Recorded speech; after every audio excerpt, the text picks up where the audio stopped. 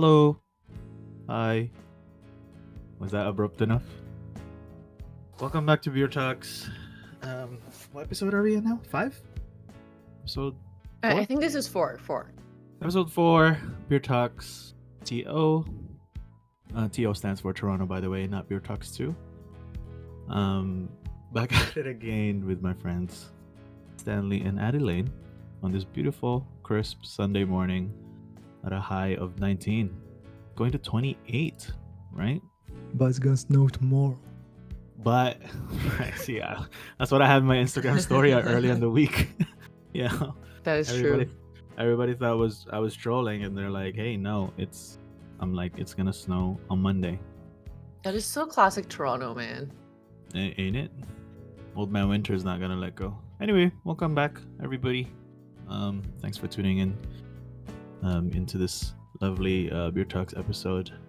Today, I'm actually not sure what we're talking about, so I can't even tease it. I think Addie's something about to do with races, and I mean like racing car. Like races. racing, and you know what? It's kind of right. It's kind of right. Is Yeah? a race. It kind of Yeah. is a race. Okay. It's kind Yeah. of is a race. Race that way, not, ethnic race. But anyway, I digress. Before we get into more political trouble here, we have our beer of the day, which is actually called Boneshaker Unfiltered IPA. Have you guys had this before? I have. No. Oh, you have. I have. You This is actually have this is from Amsterdam Brewery, right? Mm-hmm. Yeah. They serve it at their restaurant down in the downtown location at least. Mm-hmm. I've had it while I was there, so it's pretty good. As far as I remember, I've had it once as well. It had a very coffee bitterness to it, right? Oh, I'm excited. Yeah. And also it says on the can, strong beer. Also it's very strong beer. I also remember the color being a lot darker, but not as amber. Hold on, give me a second. I'm pouring. Okay, I'm gonna crack mine open then. Stan made me mess up my pour because That was me. Because I staying didn't- quacked. I didn't do nothing. Nobody Well, can hear me. I didn't angle it proper. But yeah, like color wise, it's like very brown, very like dark. Smells Um, great. It does, very aromatic as well. It is very aromatic. Oh my goodness. I remember having 2 of these. We were like done. Wait, done what? Like just 2 of these cans. Oh yeah. Like I was done for the day. 7.1. Wow. Okay, okay, Stan. Cheers. Cheers, guys. Cheers, guys. First sip. First sip. It's very citrusy, but like I get that like orange peel aftertaste. You get citrusy from this? I didn't get any citrusy from this. I didn't get any citrusy. I Really? had a lot of like bitters in my mouth. Yes. Yeah, yes. It's like very heavy. Yeah. It lingers on like the middle to the back of my tongue and versus the front. Yeah, it parks there. Mhm. Yeah. I think when it first hit my tongue, it was citrus, and then it was bitter, and then it gave me that like I said, orange peel aftertaste. So, Maybe the orange peel came from grapefruit because yes. it does say it is unfiltered IPA loaded with fresh grapefruit and pine aromas. Grapefruit as the aftertaste. It's the Yeah. oh my gosh. through Okay, your nose. pine as in like pine tree pine. Is there any other pine? I'm just trying. Like Yeah, as in Chris like Pine. like crisp pine? like when somebody looks the really best good. Chris, fight me on this. Anyways, I say that. People are gonna be coming after you in the Oh comments. no! Well, he's to me, he's the best. I'm just saying. Chris. Yeah, Chris Pratt's Pine, yo. there. Chris Pine. Chris, But Did you say Chris Brown? oh, Chris Pratt. oh, Chris sounds Brown's. bad. Listen, that's another story to talk about. But I have an The tangent was starting early today. Eh? Okay. I have an opinion in that matter as well. Anyway. On Chris's of yeah. Hollywood. Sure. Oh, Hemsworth. Chris. Evans, Bale. Christian Does that Bale. Chris, Lord and Savior. Oh, You know? lordy. Okay. Anyways, what I was saying was I was asking about the pine because you know when we first cracked it open, you guys are like, "Oh, it's so aromatic." You know what my first thought was? I was like, "This smells like hay." Like a bale of hay. Yeah. I was like, I smell trees and hay. IPAs, huh? I don't know. It's like that's It's always that strong. hill for me. Like Mm, it's I'm never gonna get over it. I don't think. it's Of true. like, it only gets better from here kind of thing. Hmm. Every It's like time a we first. have an IPA, you always complain about it. I do because it's so like such a punch to the face. You know? It's the hops. Yeah, it's such a punch to the face. You guys It realize? does say it is brewed using a copious amount of hops. Mm. Do you guys like it though, Eddie? Oh, you keep making faces that says otherwise. I can't say I love or hate it, but I probably won't order it unless I No? want something really strong.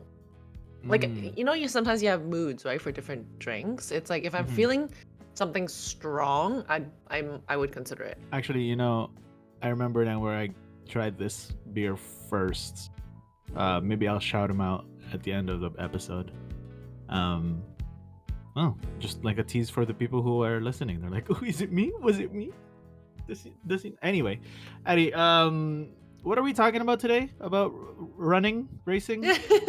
It's the race to the bottom of your pocket because we're talking about housing prices. Yay! Well done. This is Thank a good you. transition. Wow. Yes. Clap, clap. Wow. Okay. Yes. Well, this is very this is a very topical subject to speak of, especially for our very very blessed generation that we are running with, right? You're saying blessed ironically, right? Sure. I mean, In this topic, at least. In this in topic. this topic, yeah, surrounding this Yeah. topic, yeah. But what about it? Yeah, so everything about housing market, and especially the prices, because I think we touched on it a little bit last season when we talked about kind of the difference between the generations, like boomers, millennials, Gen Z. And one of the topics that we kind of lingered on was our gripes about the real estate market and the struggles we have. So I was just thinking, hey, this might be a good topic on its own for a full episode. It's also one of the topics that some of our friends really wanted to talk about as well, because it's like, man, we really want to vent about it, and our parents don't all understand. And then the Gen Z, the generation after us, they're kind of like, you know what? I see your struggle, so I'm not even gonna bother. They're not even gonna Um, look into it, huh?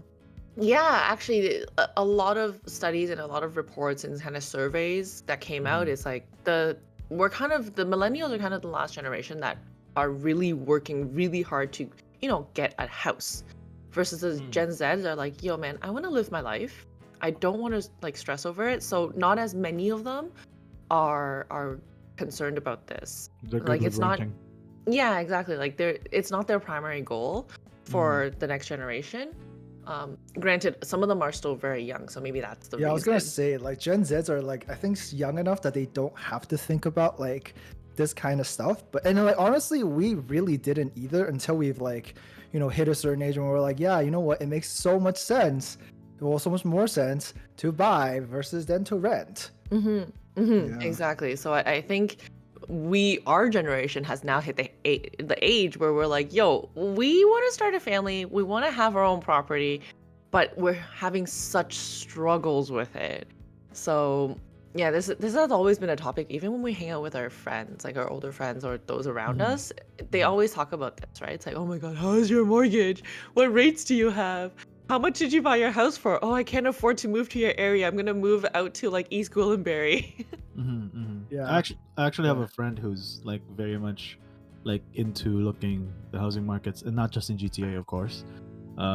Like willing to kind of, but still in Ontario, and she's been very disappointed recently with the whole outbidding stuff, and I guess that's one Is of this still really hot? in this in the sense that people are like, I think since it's like a buyer's market, is that what they call it, right? Is it still? No, it's a uh, seller's market, so the sellers kind Seller's of market. have their pick. It in certain areas, it's still like the good areas didn't really see a dip, right? So if you look at like the Oh, prime okay. locations, Mhm. some of the outskirts did have a dip where I had seen some that are kind of the buyer's markets. The buyers can come in and they don't have to be over asking. But I will say, at least professionally, what I've seen is it is bouncing back. Like I've gotten more Mm. busy in the last 2 months. So I can definitely see that they're like, oh, okay, interest rates are no longer hiking at least, so people are buying again. Right. But yeah, she's been I very see. disappointed with all these, with the offers and the counter offers and the et cetera, et cetera. The whole process basically is disappointing. Anyway, Yeah. actually, sorry, Yeah.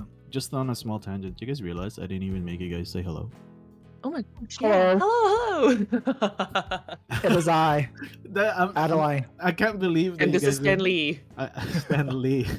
I can't believe that you guys didn't even pick up on that. No, I thought of it, and I'm like, oh, I guess we're just doing something different today, diving straight into the beer. But all right, Yeah, that's cool. I thought that was what you said when you're like, we're just gonna jump right into it and start right John's away. late for the recording today, unprepared, didn't make his friends say hi. Come on, John. Okay. It's your okay. first time? This weekend has been a little bit, a little bit melodramatic, as one can consider. Yeah, not quite dramatic. It's been melodramatic. It's just melodramatic. Yeah. So, bear with me here. Anyway, now that I've derailed our conversation, Addie, why don't you put us back on the track? Yeah, for sure. Actually, maybe I have a question. Okay. So, Addie, I know that you said that like you and some of our friends, and myself included, Mhm. right? Like we complain about like the housing market and stuff like that. Like, what is the number one thing that you feel like people complain about today, like that you've heard in general? Honestly, the biggest one is the disparity between what we're making and what we have to pay for housing, right? So like everyone already says this, right? It's like, oh, I'm not making enough to be able to pay a down payment. I'm not making enough to afford a mortgage. Like I was looking at some reports and stats, right? So there's an organization, I had mentioned it last time when we were talking about millennials and the different age groups. And Yeah, there's... BuzzFeed. No, they're a little Oh, bit more okay. credible. It's a charitable organization called Generation Squeeze. So they study the different generations. They literally look at, Stat Canada. They look at the Real Estate Association stats, and they actually do proper reports. It's a charitable organization, but they put out a lot of very useful information about this. And Canadian market though, right? Canadian market, yes. I think okay. they're based out of Vancouver, but they look at the whole Canadian market. Because, I know as friends, we always complain about it. It's like, oh, I'm not making enough money. But I'm like, okay, is this really in our heads or is this a real thing? And then when I looked it up, they did put out a report. It's called Straddling the Gap for 2022. And they found that on average, our parents, they needed about 5 years of full-time work in order to save like a 20% down payment. Yeah. 5 years, that's it? 5 years, Yeah, that's man. it. Yep. But The math our adds up, generation, millennials onwards, we need to work an average of at least 22 years before we have enough money to save a down payment. For a down payment. For a not down even to buy, payment. Mhm. not even to buy it outright, right? Exactly. Not even to buy it outright, just to be able to afford a down payment. And even then, Of a what? Of like a condo unit or a like know. detached home? Let's not even get into that. I know.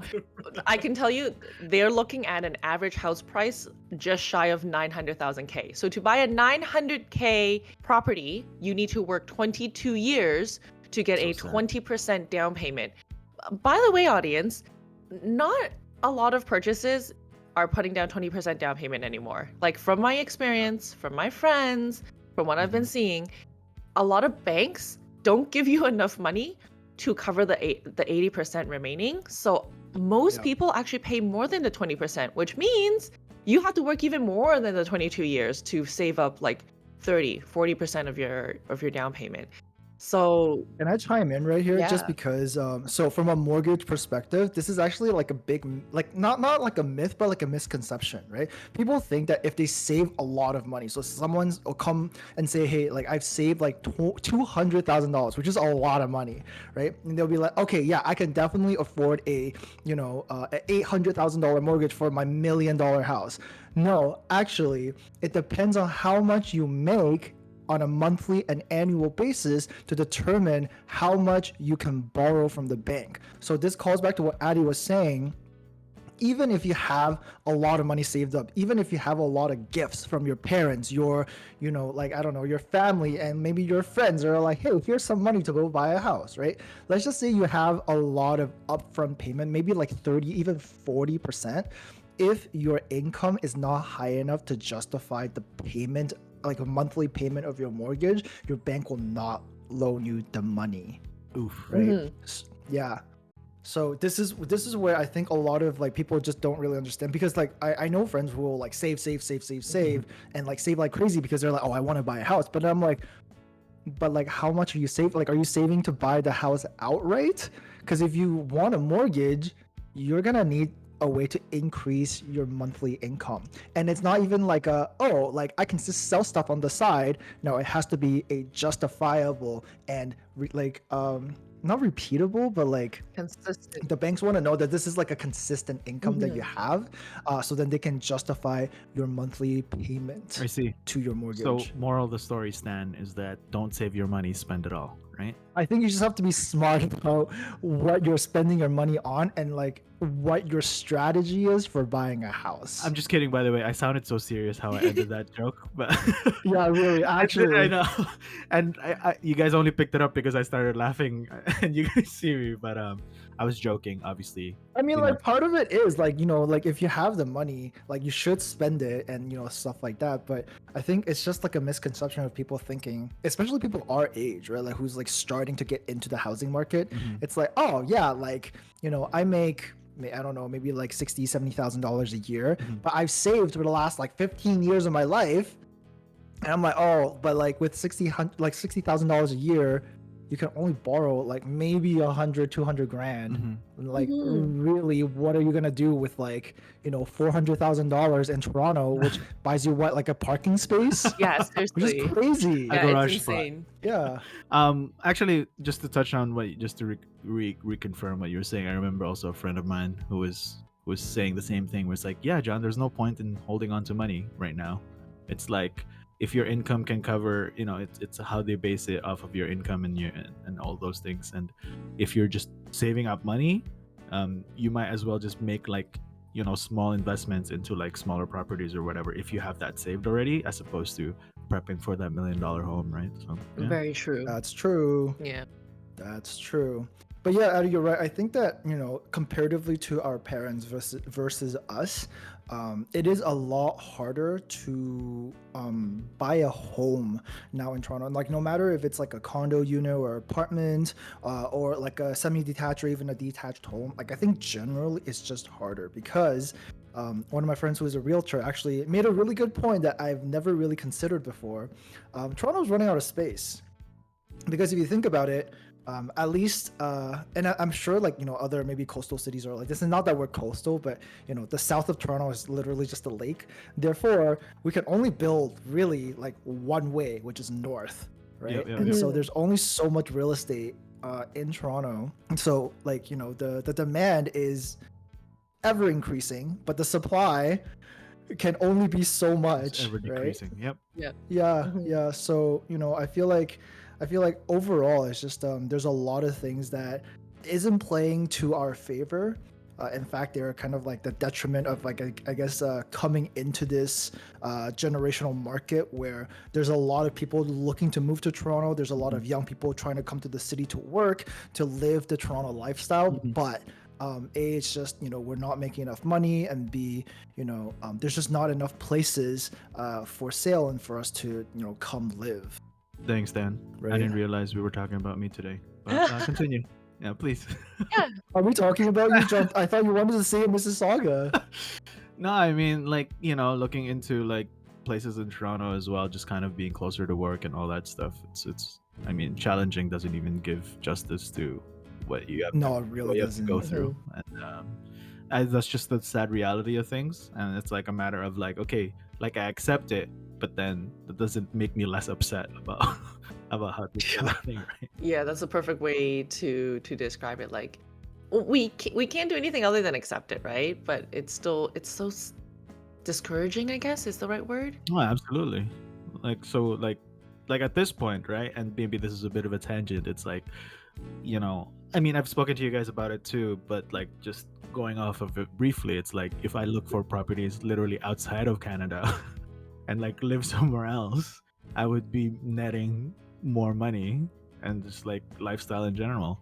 And again, like, not to be derailed too far here, I feel like we all of us there's like this illusion of like, Toronto especially, well, I can only speak for Toronto, for others who live somewhere else in like in different parts of Canada, but like the Toronto lifestyle and like, oh yeah, all the opportunities and the work and stuff. I'm like, but if I can't live there, right? And like if we do the maths and we squeeze the numbers and stuff, and like and another country has the same opportunity, like what's stopping you from taking on those opportunities, right? Right. So Absolutely. I do think that, like while I love Toronto, I think it's like my home, and like I really do love the city.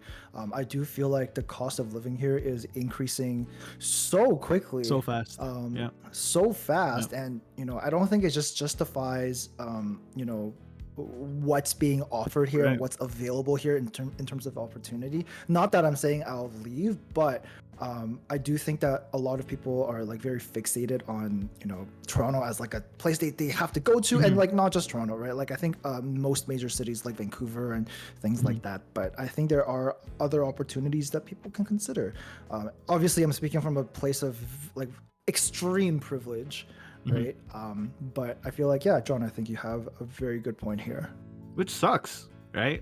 Yeah, it does suck. I mean, like you said, like I like growing up. Well, I didn't grow up fully in Toronto, but I did spend a large part of my like teenage life around there, and moving to Mississauga and like having this like suburban lifestyle.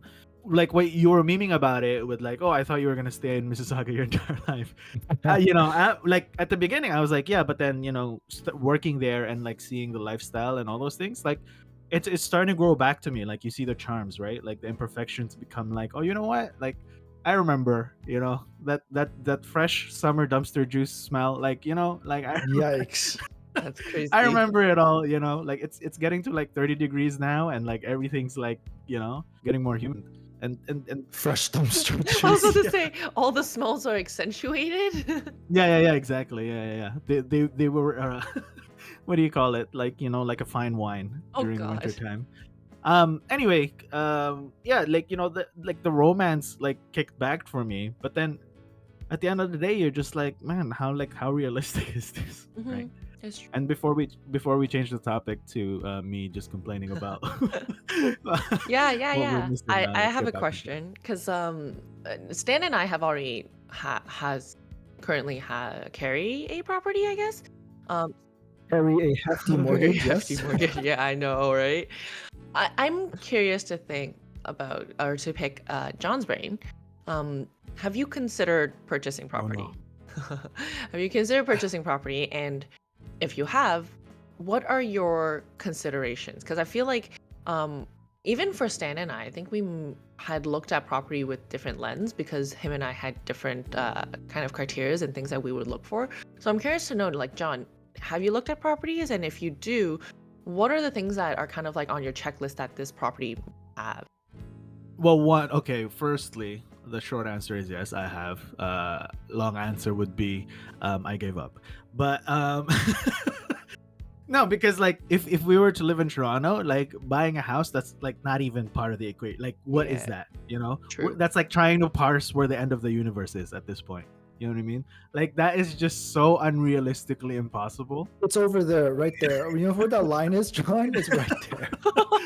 That is so unbelievably impossible. So then you're like, okay, maybe I'll settle for a condo, right? And then condos are like, but wait, this condo is literally the same price as like a detached home, like somewhere, and it's like 1 bedroom, not even. It's like a bachelor's. Yeah, Right? usually bachelor nowadays. There's a lot more Exactly. bachelors and 1 bedrooms than like proper 2 bedroom, 2 washroom Precisely. places. Yeah. And I was like, oh my god, this is so sad, right? And then like my previous trip to Korea, where I was, opened my eyes to like how big condos are supposed to be, That's and the I'm like, best. oh my god, yeah, like what is it like? Like where do I position myself? Right. I already forgot what you're asking me because like at the end of all of this, like it just boils back down to like, what am I doing in Toronto? Mm, Like with the properties and the housing markets, it's like it's so unrealistic mhm.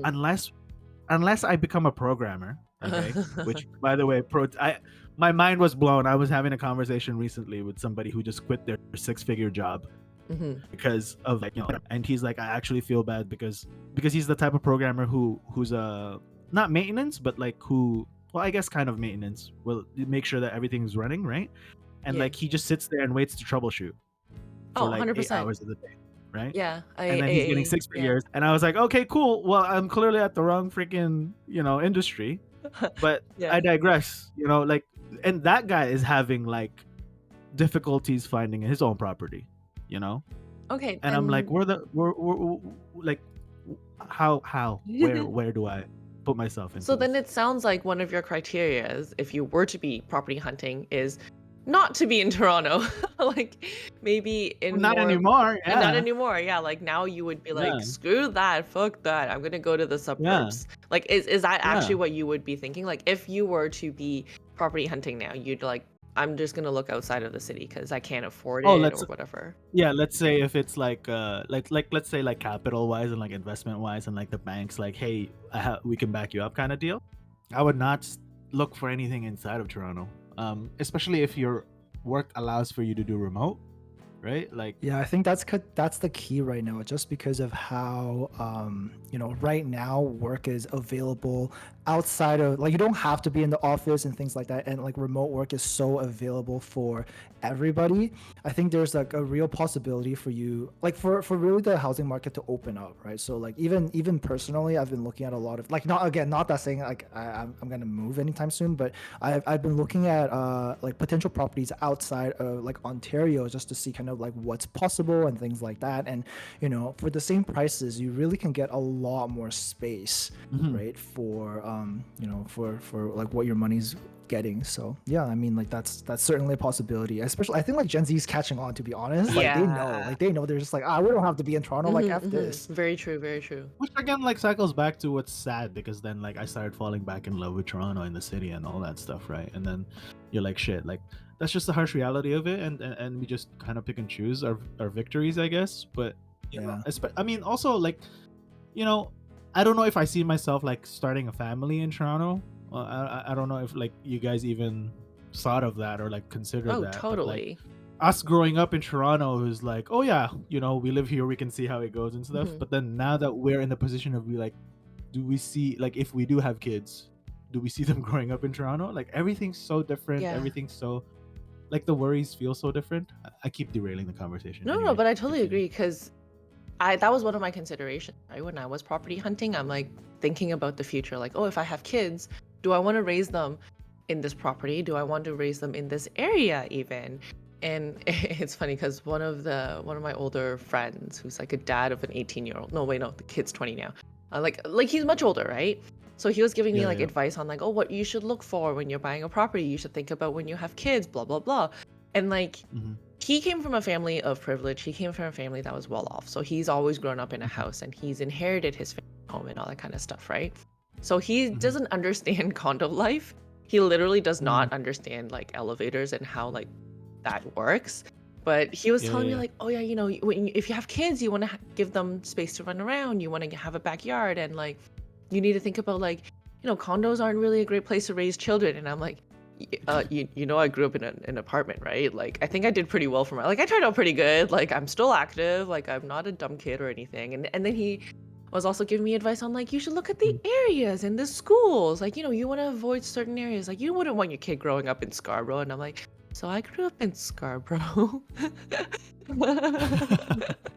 It was Just bingo checklist. exactly. I'm like, oh shit, I'm that kid that you think is gonna turn out terrible. But yeah, like, Which I I mean, mean, for the record, Stanley, like, Wait, me? What happened? I wasn't even part of this. he just wants to drag you in with him. Anyway, sorry. No, but continue, yeah, like these things are considerations. And it's interesting because recently I had a chat with a friend of mine, and she gave me a different perspective. Because when I was purchasing this property that I'm at now, like, I'm in downtown Toronto.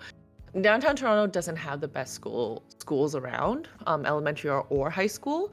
So my thought was always, when I have kids, I'm gonna want to move to a better area, right?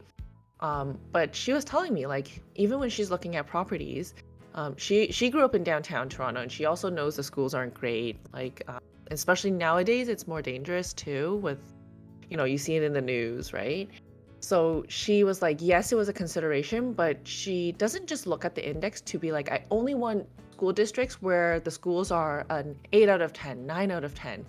And her logic was, you need to keep in mind about the kids' competition, right? Like, if you put your kid in a 10 out of 10 school, but God forbid you have an average kid, he's going to be The kid's a 1. exactly, like he's going to be at the bottom of the pile.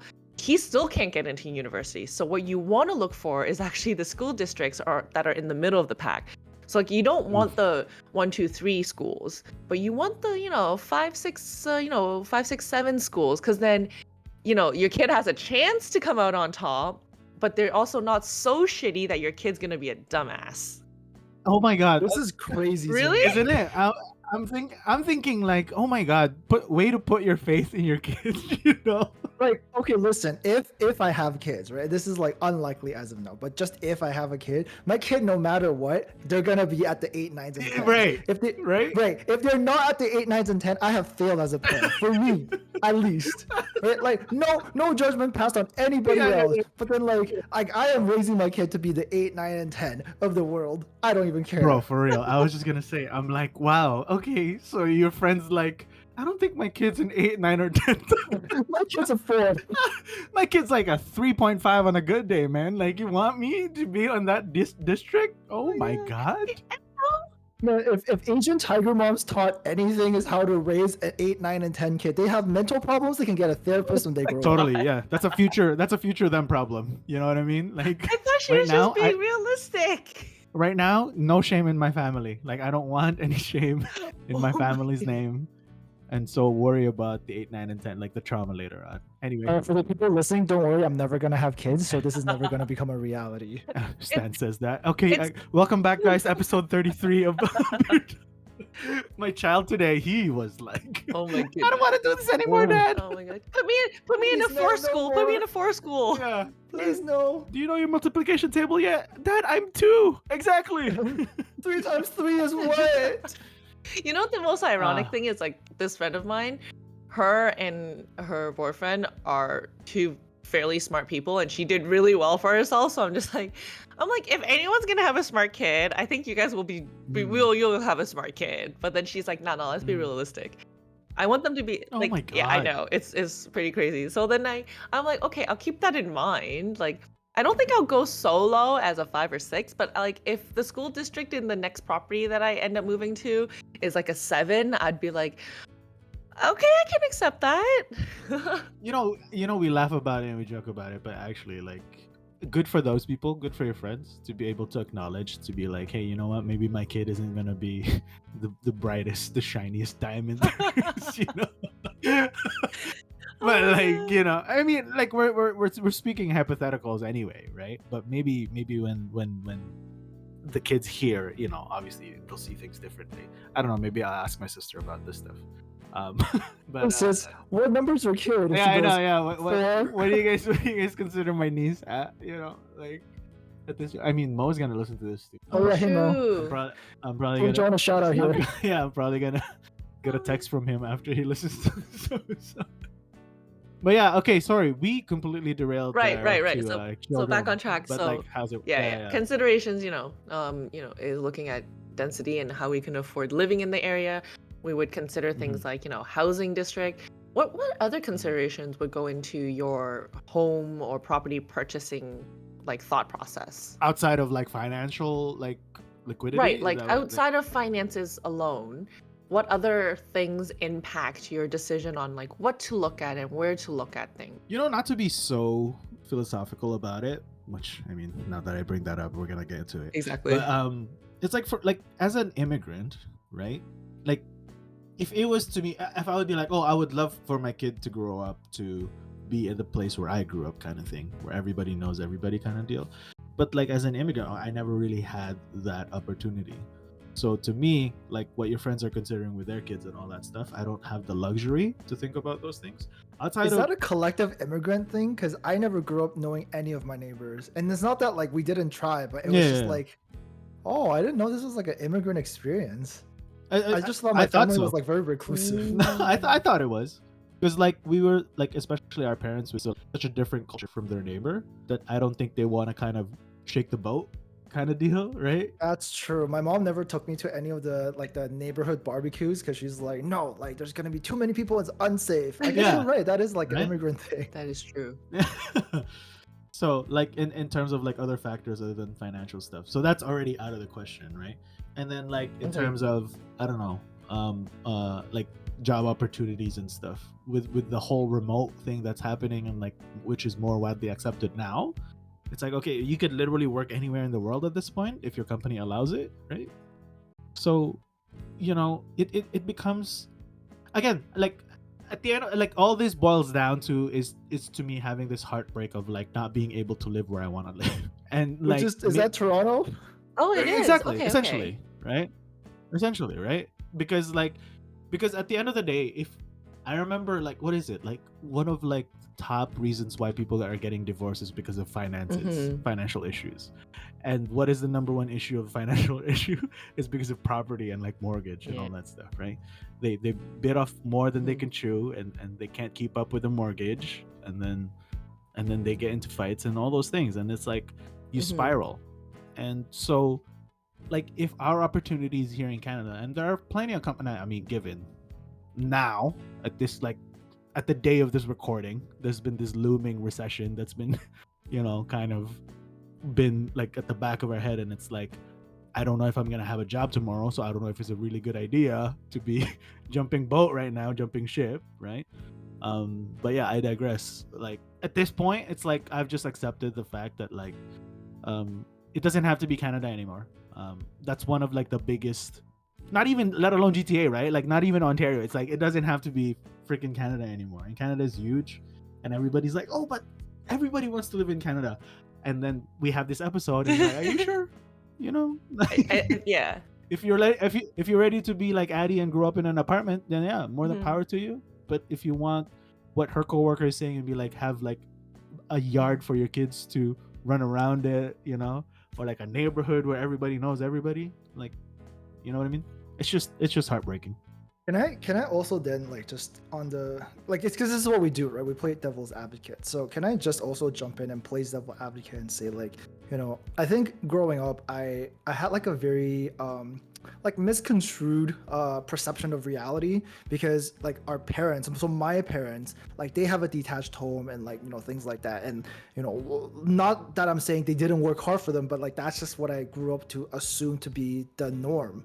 Standard. However, I feel like Yeah, that is yeah. like really not the norm at all, right? Because of how how inflation worked, how much like just prices rose and how little our like income rose.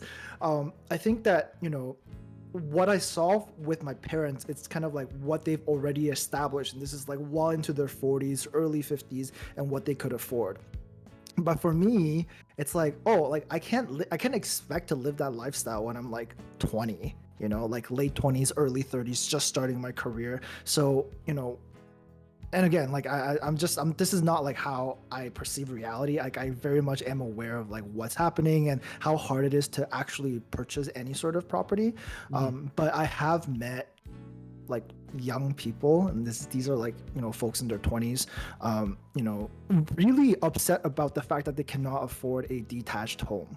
And I'm like, yeah, I get it. It's not the same as when our parents were in their 20s, or like even maybe like our older siblings, if we have that big of a gap, right?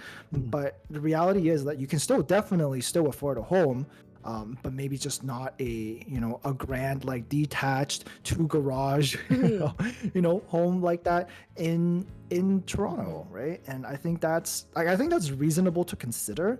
And for a starter home, maybe I am looking at like a bachelor or a 1 bedroom, like somewhere close by to the subway, maybe not on the subway line, to start as my first starter home, and then you work your way upwards, right? So again, I fully am aware of the fact that like a lot of people still cannot afford that just because of how crazy the stupid market is. But yeah, I think just for like perception, right?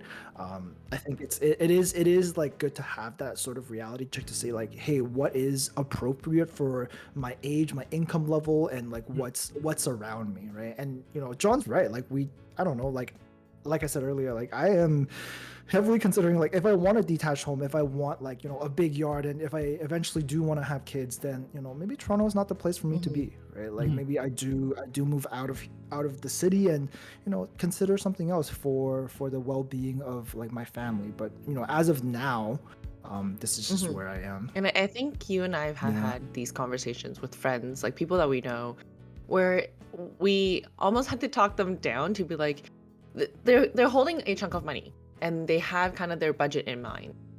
And they're like, I want to at least a townhouse from this. And then you and I have to be like, bro, Are you like, sure? are you sure? And not even are you sure? It's flat out like you can't afford it. Like I've literally I had see. this conversation with a cousin of mine before, where like my aunt and my cousin was thinking like, on her single person income, she's going to buy a townhouse, and she makes less than me, okay? And I had to purchase my condo downtown with someone. Like, I'm not carrying a mortgage on my own. I couldn't get a mortgage on my own that can cover the cost of the property. And she's like, yeah, I think I'm going to get a townhouse. And I'm like, no, let me sit you down and tell you like the housing market and like mortgage. Like you can, but Exactly. I'm like, Toronto. you can go far east, go to Oshawa or something, maybe. Yeah. Far East. I'll tell Yeah, you. no, seriously. I was like, you can. Once you I'm hit like, Oshawa, do you want to? once you hit Yeah, Oshawa, like keep just going. keep going, or like, do you want to move to Thunder Bay? Like, maybe. What is it, Atlantic Ocean? Yeah, and it's the unfortunate truth, and it sounds like I hate doing this because sometimes I have these conversations with friends and family, and I'm just like, It's it heartbreaking, is. man. That's what Totally it is. heartbreaking. And I had to tell them, I'm like, I'm not, it's not a knock on you, but like, you can't afford a townhouse, let alone a semi-detached or detached. I'm like, you can't even afford a townhouse on that. And it's an unfortunate, sad truth that they need to know, because they start looking and they either find things that are like, yes, within their budget, but it's but fuck nowhere, or it's a really shitty home where I'm like, Sketchy exactly. I'm neighborhood like, as you well. do Yeah, not all want that to stuff. live there, or like the amount of money you have to spend in order to fix it up is going to be over your budget. Oh my god, can we talk about this Yes. really quickly? Like the freaking amount, so the amount of money you have to spend on home maintenance is insane. Like I did not understand like growing up, because like my parents did everything like on, like they never told me like, oh, you have to get this checked, you have to get that like periodically checked, and this like breaks every 3 years, and you have to replace that filter. Zero. Okay, my parents told me zero things. So true. And then so when I got my home and I have to like do all these maintenance work, and I'm like, what the is this? Like last year I had 1 week, and I don't know why this 1 week, it was just awful for me. 1 week I had a like a wasp nest situation outside. I had ants and I had birds in my vent, and I'm like, what Oh, the shit. fuck? You have a complete Exactly. like life cycle. Yeah. Awful. It was awful. And I'm like, okay. The easiest thing to get rid of was the ants, because like I did have experience dealing with ants, thankfully. Yeah. Living in Waterloo student housing, like ants aplenty, right? No Okay. issues. I had to look up what the F am I supposed to do with like these birds that are just made nests in my vents. And the thing is, I can't do anything to them. I literally, because they already had their babies, like if they were just building the nest, I could have called someone, and then it would have spent like $400 for them to like come into my vent and remove the nest, right? Long story short, is Stan killed an endangered species. No, I of- didn't. Wow. I didn't. You know what? I wrote out the 3 weeks. I waited for those birds to be adult, and then they flew away on their own. And that's literally what you have to do. Oh, Yo, And I'm like, what? Yeah, and then I risked my life trying to spray a Oh, no. wasp nest. Wow. Yeah, What it do was you, awful. what do you spray them with? Like vinegar and baking soda? Like No, like poison, like wasp poison. You buy them at Best, like a What? Canadian Tire, wasp The poison. instant kill. Okay? Like, you know what? I didn't even feel bad about it. And I'm like, no. Like, okay, so like online, they also said that, okay, like if you just left them alone, they would just move out by the fall time. And I'm like, girl, this is May. I am not gonna give up the access to my entire balcony for a whole summer just for them to move out on their own. Sure. Stan was like, I'm on top of the food pyramid here, okay? On the food chain. I am in control. Yes, I am the Oh, apex damn. predator. Yeah, yeah. Not you. Actually, No, yeah. I was pissed. Stan, you talk about you talked about it. Sorry to loop back. You talked about it for like a little bit there when we were like growing up and all that stuff. But I think, yeah, when we started, especially, it's like I don't know about you guys, but when we immigrated, it's like the whole like property ladder made sense to me. It's like, oh, we're starting out, we don't have a lot of income, we will rent an apartment, right? And you're like, okay, cool, you have an apartment. And then you're like, oh, maybe we have some more money now, we have more income, we probably have a condo in a bigger room, nicer maintenance, etc., right? And then you get a condo, and then you're like, oh, perfect, now we moved up in life again, got bigger slice of the pie, now we're gonna get a townhouse, you know what I mean? And just get like the whole property, and then into Eventually, a detached, you get into a castle semi-detached. Exactly. Just the with a moat upgrades. Yeah. and a drawbridge. West and East Wing. Just the upgrades. Yeah. Just and then you get Versailles, like at the end of that, you know? Damn. Yeah. But like now it's like, oh, you know what I'm gonna get? I'm gonna be in a condo forever in my entire existence in this freaking godforsaken world. That's where I'm gonna be at.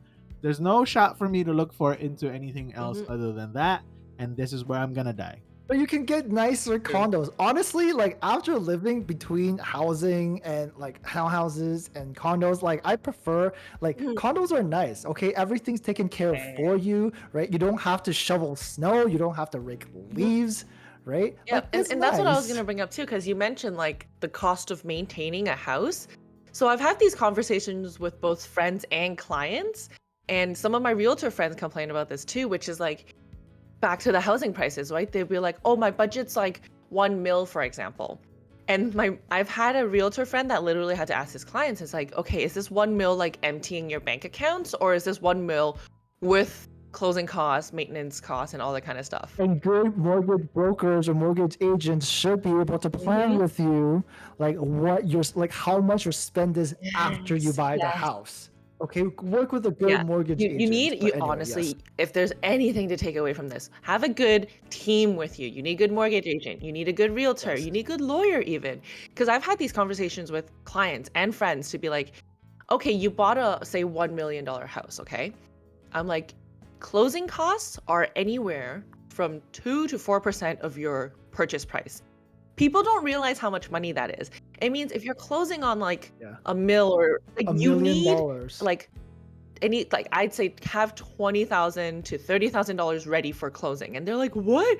I didn't realize. And I'm like, think of your land transfer tax, your legal fees, and then also you can't empty your bank accounts. Like It's not even that, not even all the fees and stuff. After you purchase the home, you have to yes, furnish exactly. it. I'm like, hi, you can't move it. Like, are you gonna sleep on the floor in a sleeping bag for 6 months until you make enough money to buy? Like, and no, it's true. This is like a real conversation I've had with friends, and they're like, this is my budget. And I'm like, that's not your budget. That's your budget, including everything. So what you need to look at, oh, here's the other thing. They're like, oh, my budget's $1 million. So they go to like, whatever, condos.com, properties.com, or like House Sigma, whatever the heck you use, they'll start looking at listings for 1 mil. And I'm like, bro, no. I mean, it's nice. It's nice to dream, right? Like It's nice to dream, but then I had these conversations with even family members where I'm like, your budget's 1 mil, meaning you look at listings. Like 700K. Exactly. I'm like 800,000 is what you look at, because you're gonna probably overbid. You gotta put away some of that money for furnishing, closing, everything. Yeah, and they don't get it. They're like, but my budget's 1 mil. Why can't I look at a 1 mil house? And I'm like, first of all, I mean, like you really could, right? You can buy the $1 million house and live a $1,000 lifestyle. Yes, that's the other thing. I've actually had a friend tell me that. They're like he was like, yeah, I'm gonna buy this property. It's gonna be fine. I'm like, do you have enough living costs? And he's like, it's okay. I'll just have like instant noodles or bread for the next few months. And I'm like, excuse me? Like, why would you want to buy $1 million house and not live? Yeah. Anyway, and it's true. Like, these are conversations like you need to, guys, everyone needs to be put into perspective. Like, housing prices is not just housing prices. There's a lot to consider. And honestly, I wish somebody taught me this. Like, I honestly, before I moved into the place that I live at now, I didn't know what the hell a HVAC was. Oh my gosh, yeah. Like it sounds so stupid. I didn't know what an HVAC was. I'm like, the hell is this? Like, why do I have to maintain it twice a year? What the heck? Yeah, and then like I didn't know how to take care of a hot water tank. I had to learn how to do that. Yeah, and then I didn't know like I don't know. I didn't know so many things. I didn't know that like just like a moisture problem in like the winter, and you have to get a humidifier for certain things, 'cause otherwise your house is gonna crack. And I'm like, what do you mean my house is gonna Yeah, crack? and that's the other thing. Like between people that are buying condos and people that are buying houses, those are two very different perspectives that I don't think people consider. Like it doesn't Yeah. occur to them until after it happens. So like, for example, like my cousin, she was looking again because of her income, she was looking between like a townhouse versus a condo, and like I had to tell her like your budget for condos you can use closer to your max, but for your townhouse you need to put more away. I'm like, and she's like, I don't understand. What are you talking about? And I'm like, God forbid you have to deal with your shingles. God forbid you have to deal with your roof. You need a lot more money to deal with that. Versus in the condo, my vents, the management, like the property management, they change my vents for me. I don't pay a single dime, okay? And Yeah, you do. Maintenance right, and then fees. that's the other thing. My maintenance fee covers all my utilities. Yeah, everything. So you Yeah. don't have to worry about like pipes breaking. Also, condo insurance is so much cheaper than Yes. home That's insurance. the other Wasp thing. wasp Oh my removal, God. right, Yeah. Sam? Wasp removal. You don't No, need I to, know. I am wasp removal. I am free. Okay. I am Hey, free. if you guys need wasp removal, we'll give you guys BTTO. BTTO. Yeah, just add us. BTTO Oh 20 my for 20% God. off. Yeah, That's too funny. BTTO. Yeah, like this Coupon, is yeah. it's crazy to me. Like when you look at your money, it's the way you spend it on like property shopping is so different. Like you have to put things in perspective. So like, okay, so for somebody who like doesn't own a property, right? Like you two millionaires, like, it's not like It's like more in debt More like heirs. 100K heirs. it's like, okay, I can speak. I would want to speak for these people. It's like, oh, I have $1 million. I'm gonna buy this $1 million home, and I'm on just this high of like, yes, I got this $1 million property. Not knowing that, hey, we don't have a dishwasher. Oh my God. or like I can't turn on the hot water. yeah, or like the pipes and the laundry and the washer and dryer are like 80 years old. No so, Wi-Fi at home. like, yeah, nobody like I'm on this high of like I have a house. You know what I mean? But not obviously. I don't even think I can take away your point. It's just the illusion that is immediately in front of me is very hard to break, and it's like, hey, I finally managed to have the capital to make this investment, and you're telling me I'm not gonna get the dream house. You know what I mean? Like I think to your point, right? Like I think actually to both of your points, I think that's why it's so important to have a team when you're looking for purchases like this, right? Like you want to be working with, and this is not like, oh, okay, when you're about to make the purchase you put together your team, right? No, like you need like no, it's like, not. No, when you're even thinking about it, like start looking for people, start looking for your team to give you these like kind of like, in my opinion, sage advice, right? Like I certainly found like members of my team very early on in my process, and that's why I was able to get like the place that I wanted, because like I was able to kind of understand what I was what was available to me versus like what would have been nice but unavailable to me, right? The word is foresight, right? The word is Yes, Yes. go plan, people, plan. Like talk to your type of friends. Yeah, and John, to your point too, like I've had friends before who did go through with their purchase, and I like being their lawyer did help them go through their purchase, and I did so knowing that they're going to struggle. We've already had the conversations, but either their realtor or their mortgage agent overpromised them and was like, don't worry, you'll be fine. Or like I've had realtors that told clients of mine to be like, this is a great property investment, and I'm looking at it and I'm like, you're buying a townhouse in the middle of Scarborough and it has not appreciated in value for the last 10 years, and you think this is a good purchase and investment? Sure. Like the agent's trying to exactly, get his the agent commission, trying to get okay? their commission. Or like, even honestly, some agents are also delusional, where they would look at properties, they're like it's true, like I've seen townhouses in the middle of Scarborough where it's worth it. It's like under 700K for a 1,500 square foot townhouse, which is a steal.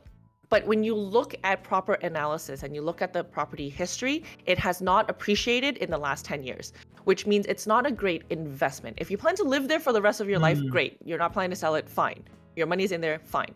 But I'm like, you're telling a, late 20, early 30-year-old young professional, like, this is a good investment. I think that's not the right analysis because you're not looking at your client. Sure, he believed, or, they believe their realtor, sure. And like, even after the conversations that I would have with them, to your point, they're delusional, they're happy, they're on this like property high, and they're like, it's gonna be my first property, I really liked it, I'm gonna buy it. At that point, there's only so much that your team and those around you can help you, and it's like, I know it's not going to be a great investment, or like, I know you're gonna kind of struggle with the mortgage, but you're on this high, I've talked to you, you can't come down from it. At some point, I'm like, all right, I accept that you don't accept my opinion. Your hands go up. Exactly. Yo, can I ask you guys a question? I genuinely am curious.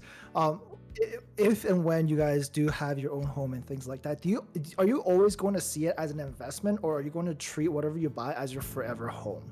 Because like, I don't know, I feel like a lot of Canadians will treat their homes as if they're investments, and I feel like, I don't know if that's like the right, not like the right or wrong attitude, but I feel like that's a fairly risky attitude to have, right? Because I don't know, I think I read this somewhere that like, I think most Canadians treat their homes as investments and kind of counting on it for retirement, meaning that when you hit retirement age, you sell your home and downsize and using that cash to like retire on. But I think that also presents a problem for a lot of Canadians where like, if the housing market, if the housing bubble or whatever bursts, like your retirement is effed, right? So like, what about you guys? Like, what do you think of your like potential home purchases? John, you go first. Short answer, like if it's like a detached thing, if it's on the ground and not on a building, I'm always open to be in like a forever home kind of thing. I'm not in a hurry to be like, oh yeah, I need to make money out of my investments, because I think if you just have that approach in life in general, you're in for a bad time. Not just speaking in terms of property wise, but like if you're like, yo, I need my ROIs, man. Like, what are my percentages in my ROIs? You're in for a bad time. But with what's going on with the condos right now, if it's in a building per se, like, a lot of people are using it as an investment, as like a side gig kind of thing, right? Like a side piece when they have the capital and stuff, which is essentially what fucked our entire market. I feel like a large majority of it, right? So like, and then like, if I had the capital, I'm like, okay, well, if it's like a really solid source of income, why am I not gonna do that? So in that sense, it would be much of an investment. So short answer, in summary, building, investment, on the ground, detached homes, forever homes. And then I think in true lawyer fashion, I will say it depends. And it depends on a few things, right? It's similar to John's point, is it depends on what kind of property it is. And then for me, it's also where I am in life, right? So for example, like I currently carry a condo, but I had purchased this thinking of it as an investment that I can still live there for a short or long term. So I'm like, I guess my baseline thought process is, if I can, I will try to purchase assets and properties where at the very least I don't lose money. So if I break even, that is my like baseline goal. And then, for example, like I said, I bought the condo, and at that point it was a few years ago. So I was like, okay, I don't have a family yet, and I wasn't planning on like having kids within the near 2-3 years. So I'm like, I have 2-3 years to play with, where I'm buying a property where it will either hold value or appreciate a little bit. So then I can flip it with a little bit more capital to purchase a bigger property. And at that point, depending on the bigger property that I purchase, if it is a detached home or even a semi-detached, I'd be fine with it being a forever or longer term home where it's like I live there for 10-20 years. And then in my like 50s, 60s, then I can either flip it to a bigger house if I have a bigger family, or just downsize. But yeah, my base, exactly, cottage, like my baseline goal, break even at the very least.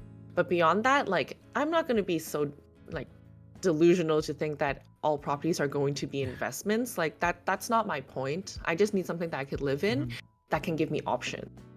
So I think that's how I think of it. I think that statement itself can ruffle a lot of feathers. I think a Yeah.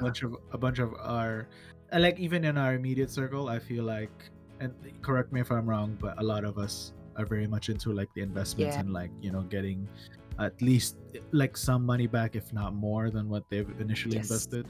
And truthfully, I think that's just in the fucking economy that we grew up on, and it's Yeah. always like we always have to have a rainy day fund kind of deal, right? And it's like Your rainy day just gets bigger. Yep. and yeah, it's like a bigger. storm into a monsoon Exactly. into a With hurricane global kind of warming, deal, it's yeah. just not rainy anymore. It's a freaking tornado. Oh no. But yeah, so moral of the story is don't buy houses.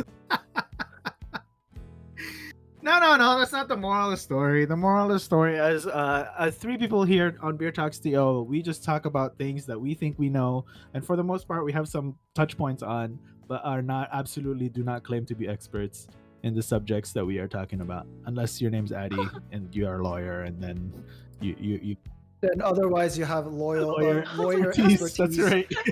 in this area. Yeah, that's right. Oh my god. this guy. I guess I'm just speaking about me and Wow. Stan. No, Stan also has his mortgage background, so if I can't speak on that. Oh, I'm speaking for myself Oh my then. God. Yeah, that's me. This is my final episode, guys. I'm checking out after this. I'm clearly out No, of my next league episode here. we'll talk about all marketing and all about music. Thanks for tuning in. Wow. Did you guys finish your beer? I have. I was could done not. like I 20 have minutes in, about 40 half the minutes in. beer left, and I'm feeling it. I'm like, "Ugh." Yeah, I have like a quarter left, and like I feel like this needs to go. You know what? This is the Here we go. first beer I Here feel we like go. does not go Calamari? with calamari. This is No. not What- a calamari beer. No, I This is like a Yes, beer. that's what I was Yeah, thinking. yeah, I'm like, yeah, man, yeah, if I can yeah. have a thick, hearty steak Right? right now, that will help me finish the Yeah. beer. This is a tomahawk AAA. Heck you yeah. know, full, medium rare to rare. yeah, with like lots Oh, of with lots of yeah. herbs on Yeah. top, like Garlic butter. the rosemaries. Yeah. Oh my god. Yeah, Ooh, garlic butter ooh. with some truffle fries on I the think Yep, we're side. hungry, that's that kind of guys. beer. Mushroom gravy. yeah. Oh yeah. Mushroom reduction. Okay. Okay. Yes, yes, But yeah, thanks. Thanks everybody. We're just gonna end it abruptly there. Honestly, like there's three things in my head that's like the takeaway from this episode. It's like one, be able to have the foresight and not just ride the high into like looking at the properties, right? And be like kind of, oh, this is my dream place or whatever. Like two, being able to have that foresight means you have to have a team, and you not only are you able to like just be informed, and there's a lot of things to be informed about. Be informed. Yeah, damn it. be informed like in the properties and the history and the investment and all of those things. And then number three ultimately is like, spend within your means. And it's like, if you have the opportunity to be able to kind of look into other places, not just in Canada or in general, and it's not restrictive to your work where it's very inconvenient, right? Then be able to open to make that choice. Otherwise, if you need to be at your workplace like 7 days a week and you need to be right next to it, then make the necessary sacrifice of like, okay, well then I'm probably gonna live in an apartment for the rest of my life. I think that's a great summary. And so yeah, that being said, Addy, why don't you sign? I gotta pee so bad, but Addy, why don't you sign us off? So please CLSS, comment, like, and subscribe on whatever platform you are listening to our podcast on. And we are on Instagram and TikTok at Beer Talks TO. So that's BEERTALKSTO. That's Beer Talks TO on Yep. Instagram and TikTok. So if you're listening on Spotify, give us a 5-star review as well, please and thank you. Yep. Season 2, we're rolling in slowly. Thanks for everybody for tuning back in. Wait, are we not going to do shout outs? Yes, Oh, we are. shout-outs. I was getting there. Oh, I was okay. getting there. Okay, Stanley, since you're so eager, why don't you have a shout out? Go. Oh, okay. I wasn't sure. And now I put you on blast, Oh, Mr. Hey, no. are we not doing shout outs? Now there's pressure. Oh, you know what? I will give a shout out to somebody. I will shout out my I don't actually know if she's gonna hear this or not, but like I'm gonna shout out my hairstylist Karen. Oh, Karen. I talked to her recently about our podcast, and she was very gung ho and very enthusiastic about listening to us, and she Alright. actually invited us to her salon to do a recording someday. Shut up. And I thought that No, seriously, and I thought that would be a cool idea. It'd be like, kind of like like an in-person recording, and then we can like almost interview her, and like, she has a very interesting, I think, perspective on like business and life, and how she runs her business and things like that. I respect her tremendously. I've been going to her for my haircut for like more than 10 years, so she's more than just my hairstylist. She's like almost my friend at this point. So anyway, Therapist. shout out to basically. Karen. Okay. Yes, every once a month I talk to her and I feel much better about myself. So yeah. So Karen, if you're listening, hi. Aw. Wow, there you go, Karen. We'll hit you up. We'll make you content for your salon too, if anything. Sorry, that's not a promise, okay. by the way. That's just a maybe kind of thing. Yeah. You can't say that. Well, hey, there's the fine print. Wow. Okay, I said So it. John's Addie, who do you got? suggestions are of his opinion only. It does not represent the opinions of right. Beer Talks TO or those of the other hosts. Or our Not the legal disclaimer. Yeah, our employers or our sponsors. So my Anyway, shout Addie, out who would do be, you got? I also don't know if she listens to this, but Christine. I shout out to Christine because some of the opinions that I have shared here, I've talked to her about it, and she's kind of giving me different perspectives. Because when you think about things on your own, it's really hard to have a different opinion with yourself. So when I talked to her about things, and I know this was one of the things that I've talked to her about quite a few times, she did kind of give me other views and like ideas. So shout out to Christine if you're listening. Hey yo. Hi, Christine. Yo, what up, Christine? My shout out is gonna be the person that I remember who I had Boneshaker with, and Reynaldo was like, "Oh, this is the worst beer I've ever had," and I was like, "Hey, it's actually not that bad." Oh no, Amsterdam! If you're listening, he was just kidding. No, I mean, Reynaldo, for the record, Ray is very much into ciders, so like that's like a complete polar opposite of this beer. Anyway, the person that introduced this to me is Jackie. Shout out to you. You guys know Jackie, Lisa's SO. No? Okay. Jackie, don't worry. I know you, and that's what's important. Thanks for listening. I know they're actually like him and Lisa are quite the listeners. So, shout outs to those guys. Anyway, thanks for tuning in, guys. We'll talk at you again next time. Wow, we are like 20 minutes over schedule. Okay. Have fun Yay, editing this episode. Cheers.